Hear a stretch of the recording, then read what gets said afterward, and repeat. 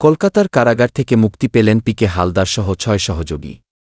অনেক টানাপোড়েনের পর দীর্ঘ ২.৫ বছর বন্দিদশা কাটিয়ে অবশেষে খোলা আকাশের নিচে বেরিয়ে এলেন প্রশান্ত কুমার হালদার ওরফে পিকে হালদার।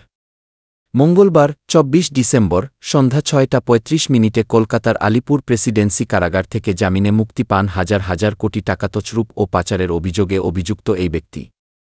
কারাগার থেকে বেরিয়ে সাংবাদিকদের সামনে পিকে হালদার বলেন, আমি এখন কিছু বলব না।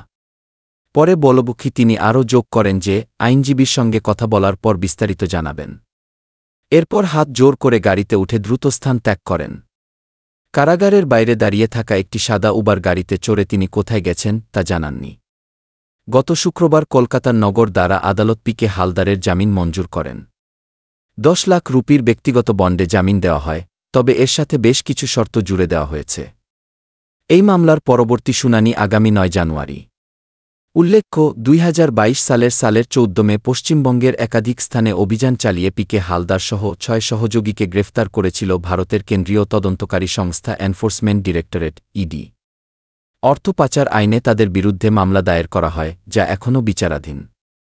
পিকে হালদারের বিরুদ্ধে অভিযোগ, তিনি বাংলাদেশ থেকে কয়েক হাজার কোটি টাকা তছরূপ করে ভারতে পাচার করেন এবং বিভিন্ন জায়গায় সম্পদ অর্জন করেন। তার মুক্তি নিয়ে ভারত ও বাংলাদেশের গণমাধ্যমে বেশ আলোচনা চলছে। জামিনের পর তিনি কি আবার আদালতের মুখোমুখি হবেন নাকি নতুন কোনো বিতর্ক তৈরি হবে, তা নিয়ে জনমনে কৌতূহল বাড়ছে।